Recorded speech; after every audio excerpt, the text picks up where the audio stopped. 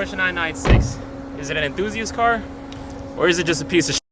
Out with the old, in with the newly redefined 996. A driver's car that can now be acquired by the modern everyday man, quicker than its air-cooled predecessor before it, and a more improved and redefined interior filled with modern everyday comforts and today's standard. And quick enough to keep with its generational counterparts. But is this a performance car that is worth your hard-earned money? So is it daily drivable? Is it really daily drivable? All right, the Porsche 996. So is it really a daily drivable vehicle, as some might say? Well, I have been daily driving it for, I guess, the last 3 months, and it is daily drivable. The gas isn't bad at all compared to other cars that I've gone through.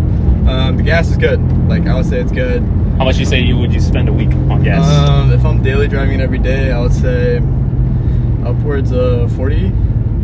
It's not bad. Pay more for my BMW. It's pretty good. Yeah. Now, as far as maintenance-wise, how is that? Maintenance-wise, it's been reliable. Like, it hasn't broken on me, right? It hasn't broken on me.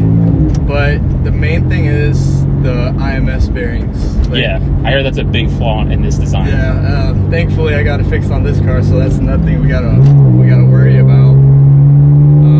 On average, how is that price range for an IMS bearing? Well, once you do the IMS bearing, there's some other stuff you want to do with it. You want to do the clutch and stuff, which ended up costing me around $4,000. $4,000? Same month I bought the car. Same month. So we just ran by the cop. Yeah. We're good. He's not following us. All right, we're good. We're good. All right. But would you say you'd have to have pretty deep pockets to maintain one of these vehicles? Let's say you remove the IMS bearing, which is probably the biggest flaw in this vehicle. If the IMS bearing's already changed? Yeah. Then I would say not really, because all I've had to do is spark plugs and coil packs, and that's it. All right, so fairly not bad. As far as, other than the IMS bearing, of course, seems like the only issues you have with this 996 is just basic necessities. Other than that, not really a lot of problems. So as far as reliability, you can say it's pretty good.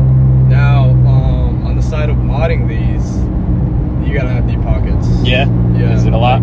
Yeah, everything's like upcharged, and then power-wise, you're kind of capped out because, you know, there's not really much you can do. Yeah, unless you get a turbo, and that's even more money that you're spending on a turbo. Yeah, and then other stuff like wings and stuff will run you thousands of dollars. Even the exhaust alone, how much was that? The exhaust was $800, and that's just like a small muffler. Yeah, it was like 2 L's. We might even show you a clip of it coming up right now. But as far as the experience, I know Porsches have the #1 driving experience, as they claim. What would you say about the driving experience? I would say it's probably the best car I've driving-wise owned. Yeah.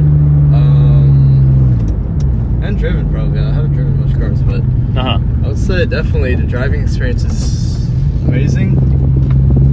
What was the question? Yeah, the driving experience. Okay, driving experience. Yeah, it's different. Like, it feels like a go-kart, but it's not like how the S2K feels, where it feels like a fucking light-ass go-kart. It feels like a luxurious go-kart. It's like what a Porsche should be. Yeah. That's pretty much it, driving-wise. Now, as far as aesthetics, I think we have to address the elephant in the room.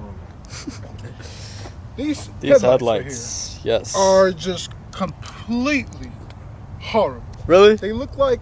I feel like I'm growing to love them, though.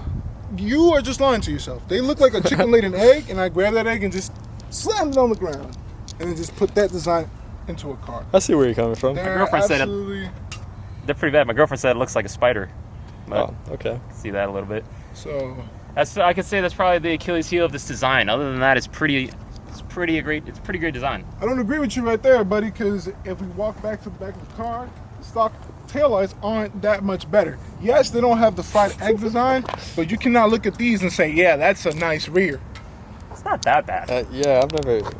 But I see where you're coming from, I see where you're coming from. Okay. Okay. As far as the wheels, can't really say. We can't. Yeah, that's like. It's more aftermarket. Yeah, Not it's really more my style. aftermarket, and it's none of our style, but it's what we got the car with, so we're living with it right Still now. ugly. Good brakes. Yeah. Brakes remind me of some Brembo brakes, which probably has.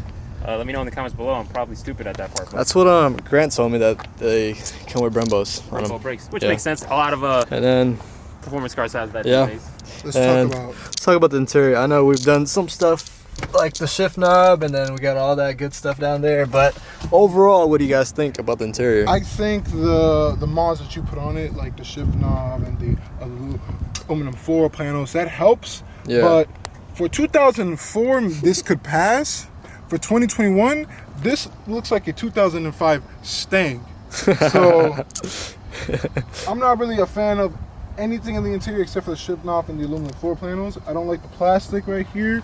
I don't like the material that the seats were made of, and the rear seats, those are not even usable. Well, it's because I deleted them, kind of. Even if you didn't, they're still not usable. Yeah. But I feel like another part of that has to deal with its colorway as well. I mean, let's be honest. If it was black, it had more of a model. Yeah, if it had a I black agree. interior, that would be I fire. agree. But Tan yeah. is not the color of choice. yeah, Yeah, it's pretty bad. yeah. So is it really worth the price of admission? Is it really worth your hard-earned money? With the performance, the history, and just the beauty of it, other than its trashy headlights, I can say it's worth the money. I agree with him. I think for around $25,000, if you can pick one up, despite the ugly tail lights, the ugly headlights, The IMS bearing. the IMS bearing, the crappy interior, this is an amazing steal of a car to own. Catch you guys next time on the next Mama Garage Show. Bye, guys.